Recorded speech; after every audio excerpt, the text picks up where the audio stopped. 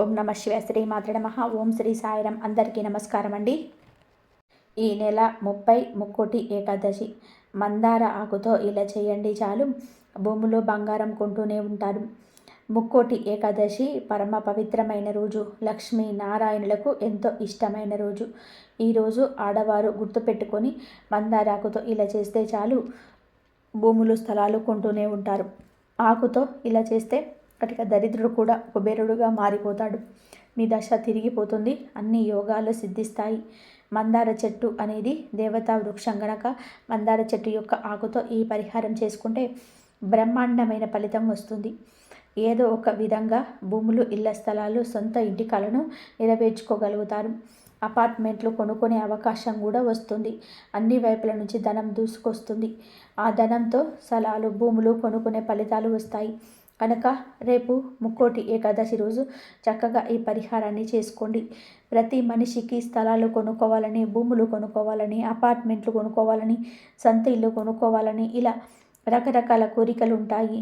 ఇలా మీకు భూములు కొనుక్కోవాలని, స్థలాలు కొనుక్కోవాలని ఉన్న, ఇల్లు కొనుక్కోవాలనున్నా, అపార్ట్మెంట్లు కొనుక్కోవాలనున్నా చక్కగా ముక్కోటి ఏకాదశి రోజున మందార ఆకుతో ఇప్పుడు మనం చెప్పుకోబోయే ఈ చిన్న పనిని చేయండి. చాలు అద్భుతమైన ఫలితాలు వస్తాయి. మరి ఇంతకీ ముక్కోటి ఏకాదశి రోజు మందార ఆకుతో ఏం చేయాలో ఈ వీడియోలో తెలుసుకుందాం. అంతకన్నా ముందు ఫ్రెండ్స్, మా వీడియో నచ్చితే లైక్ చేసి షేర్ చేయండి. అలాగే మన ఛానల్ని కూడా సబ్స్క్రైబ్ చేసుకొని మాకు సపోర్ట్ చేయండి. అలాగే ఓం నమో భగవతే వాసుదేవాయ అని మహా అని చెప్పి కామెంట్ చేయండి. ఇక వీడియోలోకి వస్తే, హిందూ ధర్మంలో పవిత్రతకు, దైవభక్తికి ప్రతిగా నిలిచే తిథులలో ఏకాదశికి అత్యంత విశిష్టమైన స్థానం ఉంది.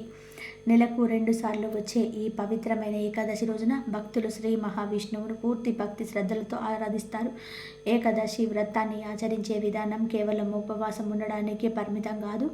ఇది శారీరక, మానసిక, ఆధ్యాత్మిక శుద్ధికి సంబంధించిన సమగ్రమైన ప్రక్రియ. ఏకాదశి రోజున అనుసరించాల్సినటువంటి నియమాలు కొన్ని ఉన్నాయి, అవి తెలుసుకుందాము.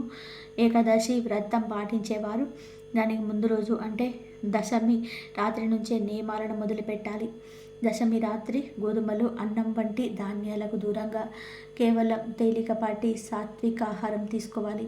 ఏకాదశి రోజు ఉదయం బ్రహ్మ ముహూర్తంలోనే నిద్ర లేవడం ఉత్తమం. నిద్ర లేచిన వెంటనే తలస్నానం చేసి శుభ్రమైన వస్త్రాలను ధరించాలి. ఇంటిని శుభ్రం చేసుకొని పవిత్రతను నింపేలాగా దైవత్వంతో కూడిన వాతావరణాన్ని సృష్టించుకోవాలి.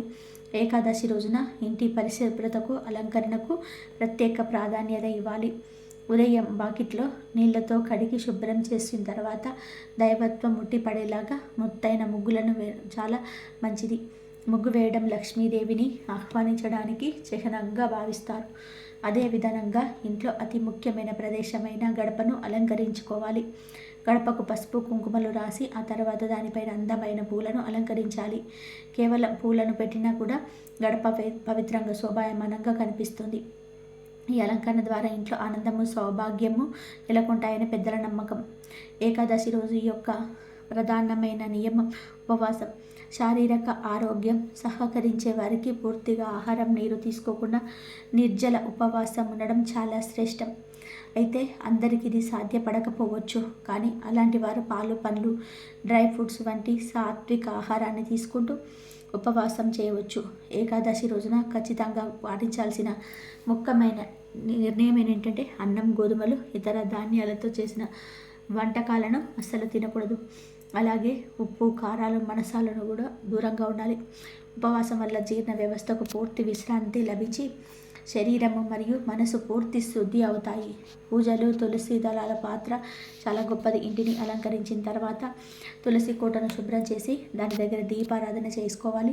అయితే ఏకాదశి రోజున తులసి మొక్కకు సంబంధించిన ఒక ముఖ్యమైన నిర్ణయాన్ని గుర్తుపెట్టుకోవాలి.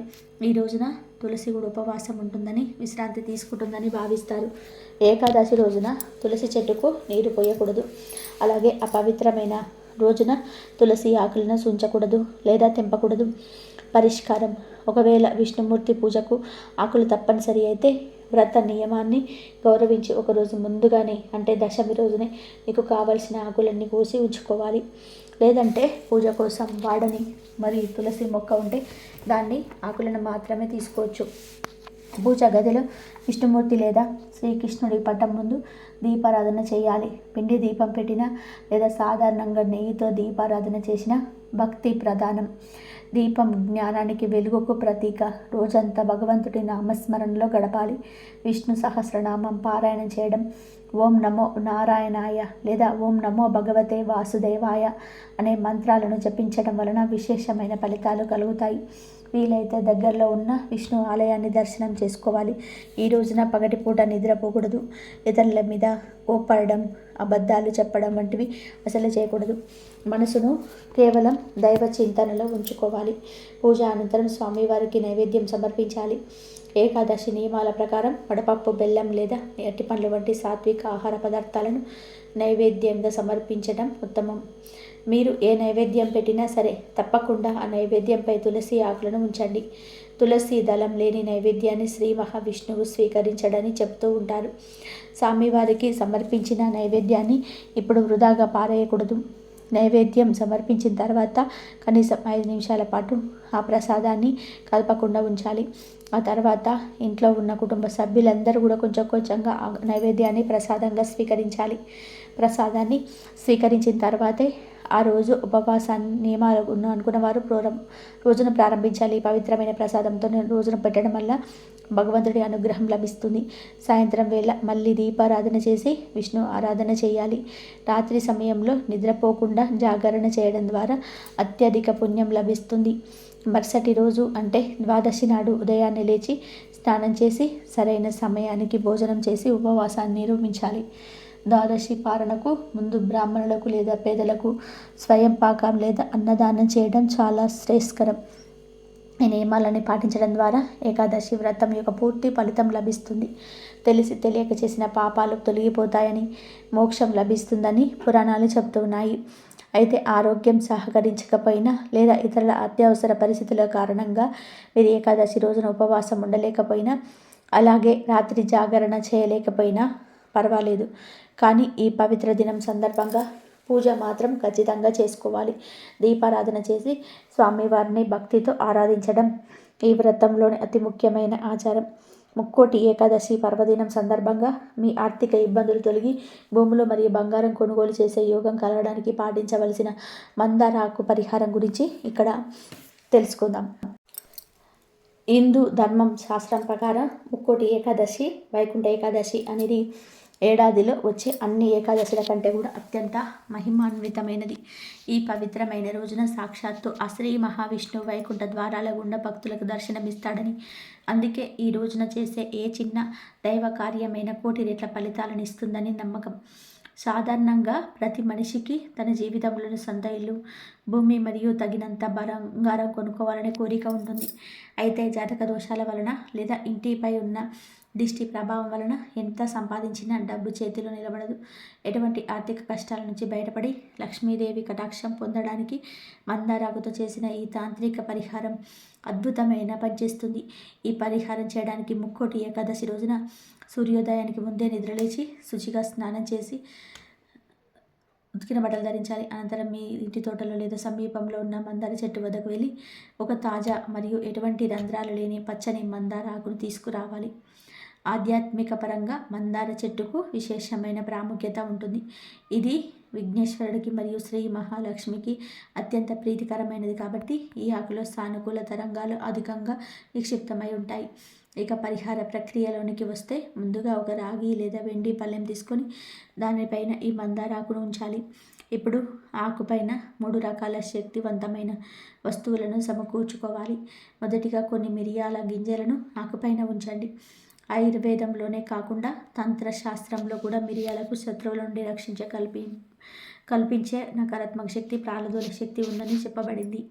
మీ ఆర్థిక ఎదుగుదలను అడ్డుకునే గ్రహ దోషాలను, ముఖ్యంగా శని మరియు రాహు ప్రభావం తగ్గించడంలోని మిరియాలు కీలక పాత్ర పోషిస్తాయి. రెండవ వస్తువుగా పసుపు కొమ్మును ఉంచాలి. పసుపును సాక్షాత్తు లక్ష్మీ స్వరూపంగా భావిస్తాము.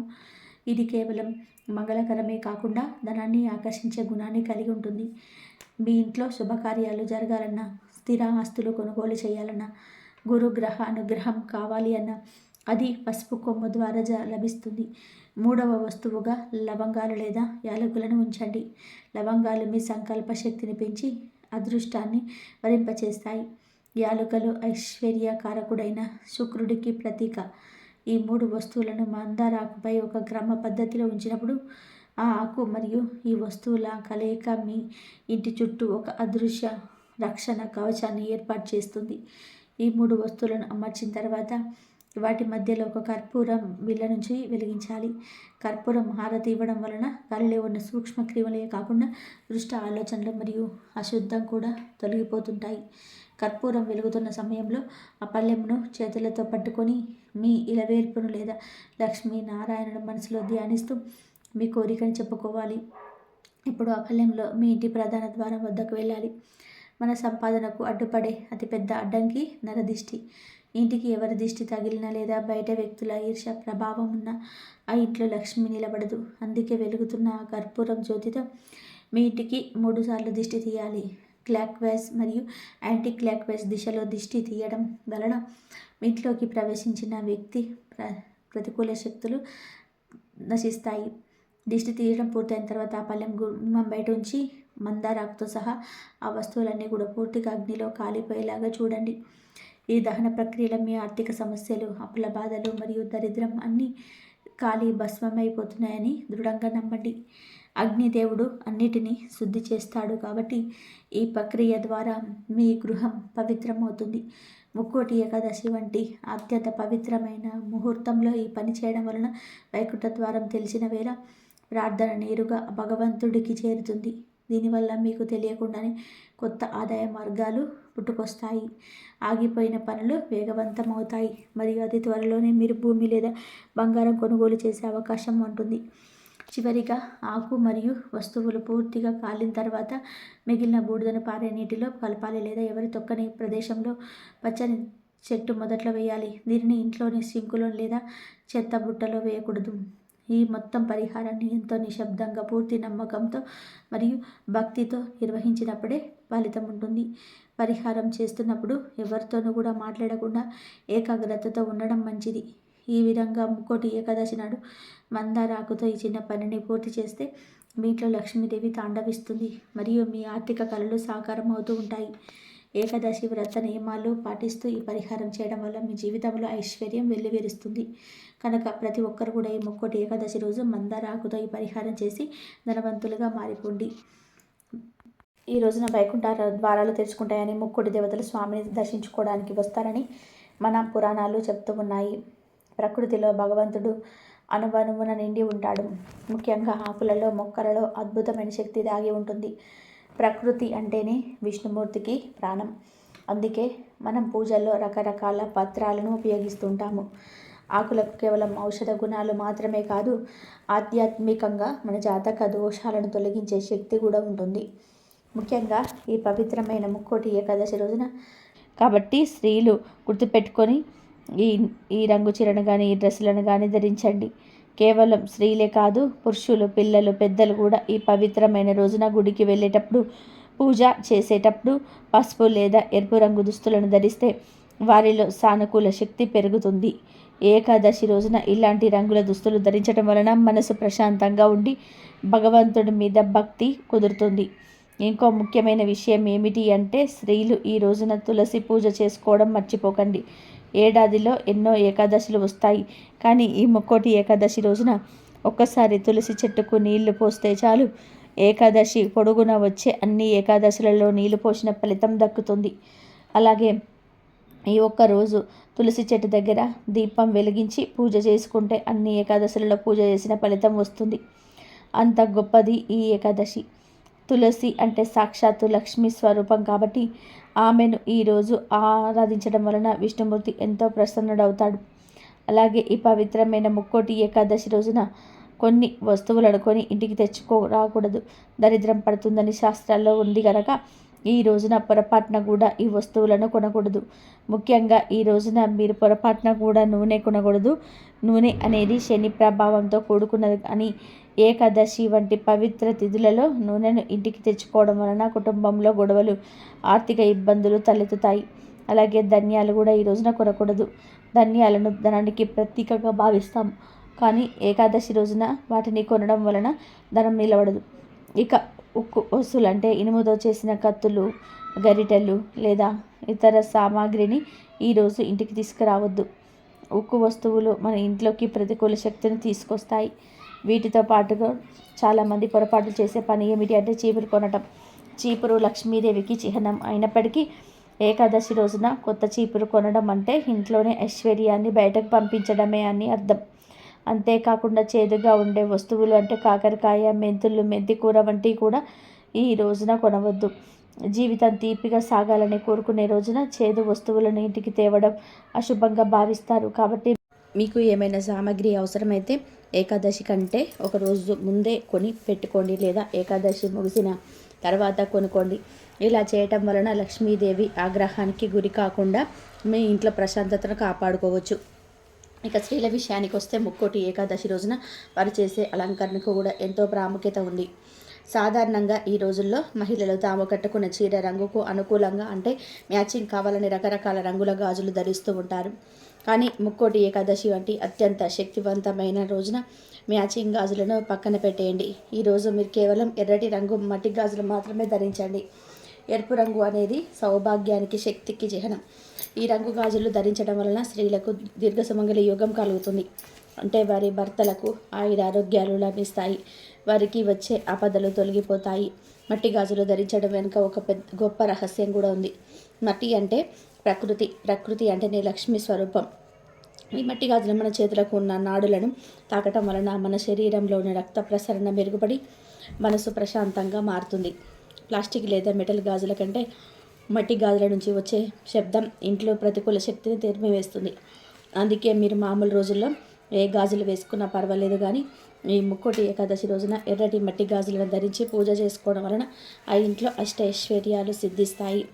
లక్ష్మీదేవి ఆ ఇంట్లోనే స్థిర నివాసం ఉంటుంది. కాబట్టి స్త్రీలు ఈ చిన్న విషయాన్ని గుర్తుపెట్టుకొని ఈ ఏకాదశి రోజున ఎర్రటి గాజులతో అలంకరించుకొని ఆ పరమాత్ముడి కృపకు పాత్రులవ్వండి. ఇక ఈ ముక్కోటి ఏకాదశి రోజు ఒక ప్రత్యేకమైన ఆకును తింటే చాలు ఒంట్లోని దరిద్రం పోయి ఆయుష్ పెరుగుతుందని శాస్త్రాలు చెప్తూ ఉన్నాయి. ఎందుకంటే ప్రకృతిలో భాగమైన ఆకులకు మనం ఊహించని అపారమైన శక్తి ఉంటుందని మన పురాణాలు, శాస్త్రాలు ఘంటాపదంగా చెప్తూ ఉన్నాయి. అసలు ఆకులు అంటే ఏమిటి? అవి కేవలం చెట్లకు ఉండే ఫలాలు మాత్రమేనా అంటే కానే కాదు. ప్రకృతి మనం సాక్షాత్తు శ్రీ మహావిష్ణు స్వరూపంగా భావిస్తాము. పచ్చని చెట్లు పరమాత్మ స్వరూపం అని పెద్దలు ఊరికనే అనలేదు. ఆకులలో ఉండే ఆ పచ్చదనం మన కళ్ళకు మాత్రమే కాదు, మన మనసుకు కూడా ఎంతో ప్రశాంతతని ఇస్తుంది. ఒకసారి ఆలోచించండి, మనము మానసిక ఒత్తిడిలో ఉన్నప్పుడు పచ్చని చెట్ల మధ్యకు వెళ్తే మనసు ఎంత తేలిక పడుతుందో అది ఆ ఆకులలో ఉండే సిద్ధమైన శక్తి, ఆకులో ఉండే జీవశక్తి మన శరీరంలో నాడులను ఉత్తేజం చేసి మనకు అపారమైన బలాన్ని, ఉత్సాహాన్ని ఇస్తుంది. అందుకే మన సాంప్రదాయంలో ప్రతి పూజలోనూ, ప్రతి శుభకార్యంలోనూ వివిధ రకాల ఆకులకు అత్యంత ప్రాధాన్యత ఇచ్చారు.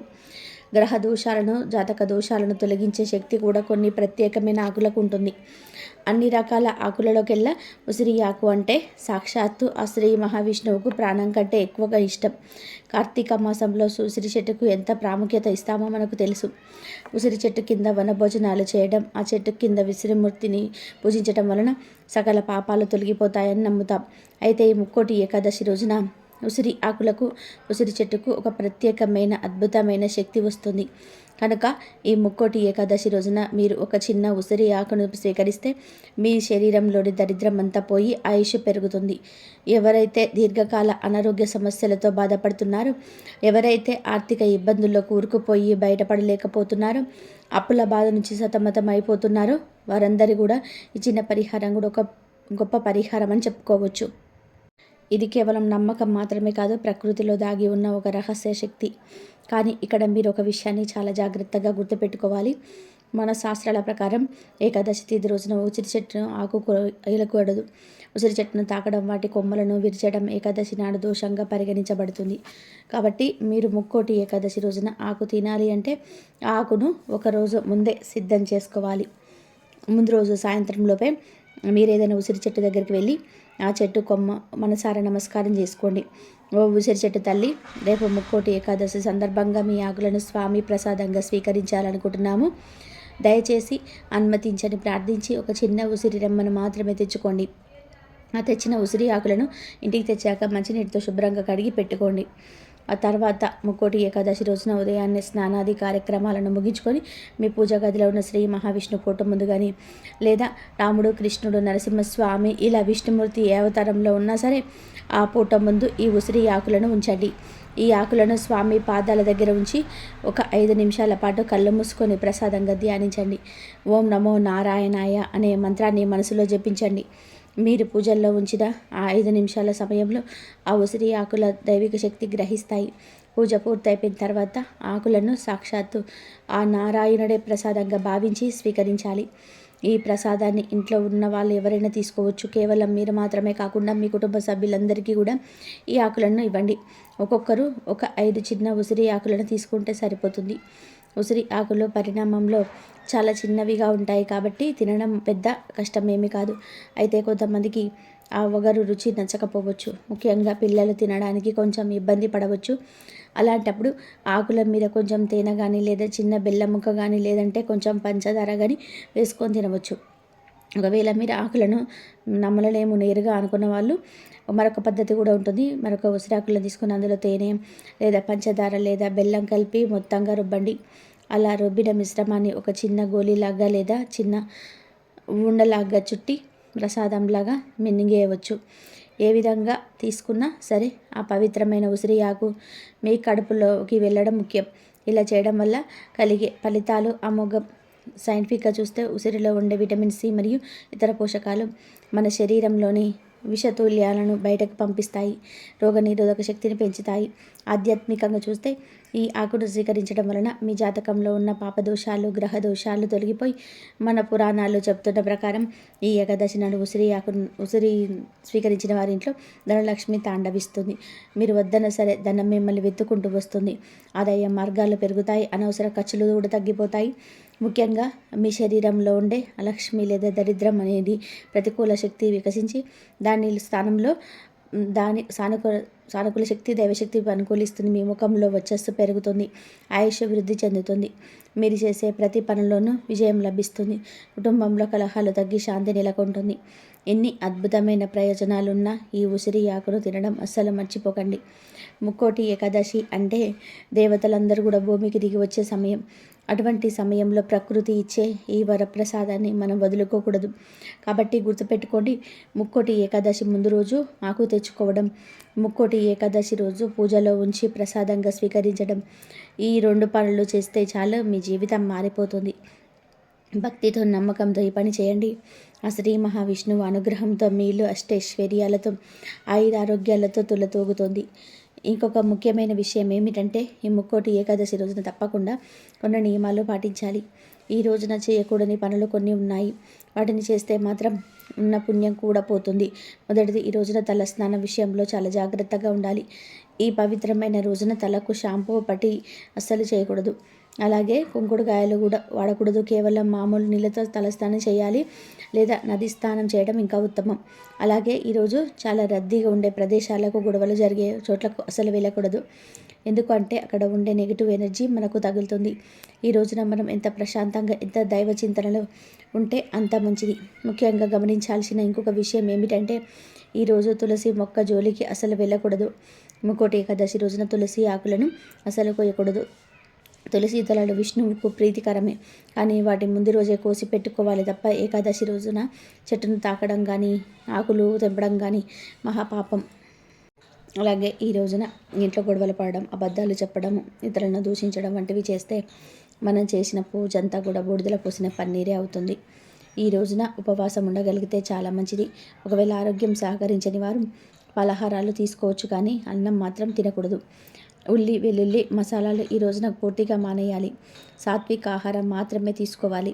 ఇక ఈరోజు స్త్రీలు చేయాల్సిన ఒక అద్భుతమైన పని ఉంది. అదే గోరింటాకు పెట్టుకోవడం. సాధారణంగా ఆషాఢంలోనే గోరింటాకు పెట్టుకుంటాం, కానీ ఈ ముక్కోటి ఏకాదశి రోజున గోరింటాకు రుబ్బి స్త్రీలు తమ చేతులకు పెట్టుకుంటే వారికి దీర్ఘ సుమంగళి యోగం ప్రాప్తిస్తుంది. అంటే భర్త ఆయుష్ పెరుగుతుంది, దాంపత్య అనన్యంగా ఉంటుంది. అంతేకాదు ఎవరైతే సొంత ఇల్లు లేదా భూములు కొనాలని ప్రయత్నం చేస్తున్నారో వారు ఈరోజు గోరింటాకు పెట్టుకుంటే వారికి భూములు కొనే యోగాలు కలుగుతాయని శాస్త్రం చెబుతుంది. శ్రీమన్నారాయణుని చేతిలో ఉండే శంకుచక్రాలు ఎంత పవిత్రమో స్త్రీల చేతికి ఉండే గోరింటాకు కూడా అంత లక్ష్మీప్రదమైనది. అంతేకాదు ఈ ముక్కోటి ఏకాదశి రోజున మీరు బజార్కు వెళ్ళి ఉప్పును కానీ పసుపును కానీ కొని ఇంటికి తీసుకొచ్చుకోండి. మనం మామూలుగా ఎప్పుడు పడితే అప్పుడు సరుకులు తెచ్చుకుంటాం, కానీ ఈ విశేషమైన రోజున గల్లుడుప్పు ప్యాకెట్ని కానీ లేదా మంచి పసుపు ప్యాకెట్ని కానీ తెచ్చి దేవుడి దగ్గర పెట్టి అక్కడ వంటల్లో వాడడం మొదలు పెడితే ఆ సంవత్సరం అంతా లక్ష్మీదేవి మీ ఇంట్లోనే స్థిర నివాసం ఉంటుంది. ఉప్పు లక్ష్మీ స్వరూపం, పసుపు మంగళకరమైన వస్తువు. ఈ రెండు ఈ పర్వదినాన్ని ఇంటికి రావడం అంటే సాక్షాత్తు ఆ లక్ష్మీనారాయణ మీ ఇంటికి వచ్చినట్టే లెక్క. కాబట్టి ఈరోజు ఉప్పు ప్యాకెట్ లేదా పసుపు ప్యాకెట్ని కొని తెచ్చుకోవడం మర్చిపోకండి. కేవలం 10-20 రూపాయలతో పోయేది, కానీ వచ్చే ఫలితం మాత్రం కోట్లలో వస్తుంది. డబ్బులు లేక ఇబ్బంది పడేవారు, అప్పుల బాధలు ఉన్నవారు చిన్న పని చేసి చూడండి, మీ ఆర్థిక పరిస్థితుల మార్పు మీకే తెలుస్తుంది. ఐందవుల పండుగలన్నీ కూడా అయితే చాలా మాన ప్రకారం లేదా సౌరమానం ప్రకారం జరుపుకుంటారు, కానీ ఈ రెండింటి కలయికతో ఆచరించే పండుగ ఒకటి. అదే ముక్కోటి ఏకాదశి. సూర్యుడు ధనుసు రాశిలో ప్రవేశించిన తర్వాత వచ్చే ఏకాదశి రోజున ముక్కోటి ఏకాదశిని జరుపుకుంటారు. ఈ రోజున ముక్కోటి దేవతలందరూ కూడా విష్ణుమూర్తిని దర్శించుకుంటారని ఓ గాథ. అందుకనే ఈ రోజుకు ముక్కోటి ఏకాదశి అన్న పేరు వచ్చింది. ఇక ఈనాడే మధు కైటవులని రాక్షసులకు శాప విమోచనం కలిగించి వారికి తన వైకుంఠ ద్వారం వద్ద దర్శనాన్ని అనుగ్రహించాడు విష్ణు భగవానుడు. తమలాగే ఈ రోజున ఎవరైతే వైకుంఠ ద్వారాన్ని పోలిన ఉత్తర ద్వారాన్ని దర్శించుకుంటారో వారికి మోక్షాన్ని ప్రసాదించమని వేడుకున్నాడు వారిద్దరు. అప్పటి నుంచి ఉత్తర ద్వారం గుండా శ్రీవారిని దర్శించుకునే ఆచారం మొదలైంది. ఈ ఏకాదశి నాడే వైకుంఠంలోని విష్ణుమూర్తి వారి అంతరంగిక ద్వారాలు తెరుచుకున్నాయి కాబట్టి దీనికి వైకుంఠ ఏకాదశి అనే పేరు కూడా స్థిరపడింది. ముక్కోటి ఏకాదశి రోజు వైకుంఠ వాకిళ్ళు తెరుచుకొని ఉంటాయని వైష్ణవాలయాలలోని ఉత్తర ద్వారం వద్ద భక్తులు తెల్లవారుజామునే వేచి ఉంటారు. మామూలు రోజుల్లో దేవాలయాలలో ఉత్తర ద్వారాలు మూసి ఉంచుతారు, కానీ ఈరోజు ఆ ఉత్తర ద్వారం గుండా వెళ్ళి స్వామిని దర్శనం చేసుకుంటారు. తిరుమల తిరుపతిలో కూడా ఈరోజు వైకుంఠ ద్వారం పేరిట ఉన్న ఉత్తర ద్వారాన్ని తెరిచి ఉంచుతారు. ఇలా ఈరోజు ఎందుకు ఉత్తర ద్వారాన్ని తెరిచడం చేసుకుంటారో తెలియాలంటే ఒక పురాణ కథను వినాలి. పూర్వకాలంలో సమస్త లోకాలు జలమయమై ప్రళయకాలమై ఉన్న సమయంలో శ్రీ మహావిష్ణువు రావి ఆకుపై తేలియాడుతున్నాడు. అప్పుడు శ్రీ మహావిష్ణువు తన నాభి నుంచి బ్రహ్మదేవుని సృష్టించాడు. ఆ బ్రహ్మదేవుడికి సమస్త వేదాన్ని అందించాడు. ఆ వేద సంపదతో ఈ సృష్టిని ప్రారంభించమని విష్ణువు బ్రహ్మదేవుడికి చెప్పాడు. బ్రహ్మ అలాగే చేశాడు. కానీ సృష్టి కార్యం ప్రారంభించిన తర్వాత బ్రహ్మలో అహంకారం మొదలై తాను ఎవరు మర్చిపోయాడు. శ్రీ మహావిష్ణువుని లెక్క చేయలేదు. అప్పుడు శ్రీ మహావిష్ణువు చెవుల నుంచి మధు కైటవులు అనే 2 రాక్షసులు ఆవిర్భవించారు. సాక్షాత్తు విష్ణువు నుంచి ఆవిర్భవించారు కాబట్టి వీరికి విశేషమైన శక్తులు వచ్చాయి. మధు కైటవులు బ్రహ్మదేవుడిని హింసించడం మొదలుపెట్టారు. బ్రహ్మదేవుడు వారిని ఎదిరించి ఎన్నో సంవత్సరాలు యుద్ధం చేసి ఇక విసిగిపోయి నేను వీరిని సృష్టించలేదు, వీరు ఎక్కడి నుంచి వచ్చారు అనే విషయాన్ని తెలుసుకున్నాడు. అప్పుడు బ్రహ్మ అహంకారం తొలగి శ్రీ మహావిష్ణువు దగ్గరికి వెళ్ళి శరణు వేడాడు. అప్పుడు శ్రీ మహావిష్ణువు ఇలా అన్నాడు: బ్రహ్మదేవ, అహంకారం వలన నీకు ఎన్నో కష్టాలు వచ్చాయో చూసావా? అయినా సరే నేను నిన్ను రక్షిస్తాను అని చెప్పి మధు కైటవులను పిలిచి వారితో ఎలా అన్నాడు: మానవులారా, మీరు నా నుంచి ఆవిర్భవించారు కాబట్టి ఈ రాక్షస తత్వం వదిలి ఏదైనా సరే మంచి వరం కోరుకోమని అంటాడు. కానీ మధు కైటవులు విష్ణువుతో, మీరు మాకు వరం ఇవ్వడం ఏమిటి?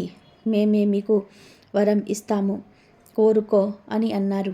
అప్పుడు వారి అహంకారం చూసి శ్రీ మహావిష్ణువు, అయితే నేను నా కోరిక కోరుతున్నాను, మీరు నా చేతిలో చచ్చిపోండి అని కోరుకున్నాడు. దానికి మధు కైటవులు ఇలా అన్నారు: సరే, అయితే మీ చేతులలో మేము మరణిస్తాము, కానీ నువ్వు మాతో ద్వంద్వ యుద్ధం చేయాలని చెప్పారు. శ్రీ మహావిష్ణువు దానికి అంగీకరించాడు. అస్త్రాలు లేకుండా చేతులతో పీడుగుద్దులతో వారి మధ్య యుద్ధం జరిగింది. అలా వారు శ్రీ మహావిష్ణువు స్పర్శ తగిలి ఎంతో ఆనందం పొందారు. అప్పుడు మార్కండేయులకు ఒక ఆలోచన వచ్చింది. శరీరాన్ని తాకితేనే ఇంత ఆనందంగా ఉంటే వైకుంఠంలో ఉంటే ఇంకెంత ఆనందంగా వస్తుందో కదా అని అనుకొని శ్రీ మహావిష్ణువుతో మాకు ఒకే ఒక్క వరం కావాలి, మమ్మల్ని వైకుంఠ లోకాలకు తీసుకువెళ్ళండి, ఎప్పుడు మీతో ఉండే వరాన్ని ఇవ్వండి అని విష్ణుమూర్తిని కోరారు. అప్పుడు శ్రీ మహావిష్ణువు ఇలా అనుకున్నాడు, వీళ్ళు రాక్షసులు కదా, వీరిని వైకుంఠం తీసుకొని వెళ్ళడం న్యాయమేనా, లోకానికి ఇబ్బందికరంగా మారుతుందేమోనని ఆలోచించి వైకుంఠానికి ఉండే ఉత్తర ద్వారాన్ని తెరిపించాడు. ఆ ద్వారం గుండా శ్రీ మహావిష్ణువును దర్శించుకున్న మధుకైటవులు ఆ శ్రీ మహావిష్ణువులో ఐక్యమయ్యారు. మధుకైటవులు విష్ణుమూర్తిలో లీనం అవుతూ మరో వరం కోరుకున్నారు. ఏ భక్తులైతే ముక్కోటి ఏకాదశి రోజున ఉత్తర ద్వారం నుండి మిమ్మల్ని స్మరిస్తూ మిమ్మల్ని దర్శనం చేసుకుంటారో వారికి కూడా మోక్షం ప్రసాదించమని కోరుకుంటారు. దానికి శ్రీ మహావిష్ణువు కూడా అంగీకరిస్తాడు. ముక్కోటి ఏకాదశి రోజున దేవతలు కూడా ఉత్తర ద్వారం గుండా స్వామివారిని దర్శించుకొని మోక్షాన్ని పొందుతారు. అప్పటి నుంచి ధనుర్మాసంలో వచ్చే మొదటి ఏకాదశి అయినటువంటి ముక్కోటి ఏకాదశి రోజు ఇలా భక్తులు ఉత్తర ద్వారం కూడా శ్రీ మహావిష్ణువుని దర్శించుకొని మోక్షాన్ని పొందుతారు. ఇదే వైకుంఠ ద్వార దర్శనం వెనుక ఉన్న కథ. ఈ ఏకాదశి రోజు మీరు గుడికి వెళ్ళినప్పుడు ఆ గుడిలోనే ఉండిలో ధనంతో పాటు ఒక యాలక్కాయను కూడా వేయండి. అలా వేయడం వలన మీ ఇంట్లో శుభకార్యాలు జరుగుతాయి. ఎవరైతే ఇంట్లో అసలు శుభకార్యాలు జరగటం లేదు అని బాధపడుతుంటారో వారు ఈ రోజున గుడికి వెళ్ళినప్పుడు గుడి ఉండిలో మీరు వేసే ధనంతో పాటుగా ఒక యాలక్కాయను కూడా వేయండి. ఖచ్చితంగా కూడా మీ ఇంట్లో త్వరలోనే ఏదో ఒక శుభకార్యం అయితే జరిగి తీరుతుంది. అదేవిధంగా ఈ ఏకాదశి రోజు తప్పనిసరిగా కూడా ఒక్కసారైనా సరే ఇంట్లో శంఖాన్ని ఊదాలి. శంకు శబ్దం ఎక్కడ ఉంటుందో అక్కడ లక్ష్మీ నారాయణులు ఉంటారని శాస్త్రాలు చెప్తూ ఉన్నాయి. కనుక ఈరోజు ఒక్కసారైనా సరే ఇంట్లో శంఖాన్ని ఊదండి. ఒకవేళ మీ దగ్గర శంఖం లేకపోతే ఈ ఏకాదశిలోపు ఒక శంఖాన్ని అయితే తెచ్చుకొని పూజ గదిలో పెట్టుకోండి. ఏకాదశి రోజు ఆ శంఖాన్ని ఒకసారి ఊరండి, శుభాలను పొందుతారు. ఈ పర్వదిన మార్గశిర మాసంలో కానీ పుష్య మాసంలో కానీ వస్తుంది. ఆషాఢ శుద్ధ ఏకాదశి నాడు జగద్రక్షణ చింతన అనే యోగ నిద్రకు ఉపక్రమించిన శ్రీ మహావిష్ణువు మరల కార్తీక శుద్ధ ఉద్దాన ఏకాదశి నాడు మేల్కొని సర్వ దివ్య మంగళ విగ్రహంతో వస్తాడు. సర్వ దివ్య మంగళ విగ్రహంతో బ్రహ్మ రుద్ర మహేంద్రాది ముక్కోటి దేవతలకు తన దర్శన భాగ్యాన్ని ఈ వైకుంఠ ఏకాదశి నాడు అనుగ్రహిస్తాడు.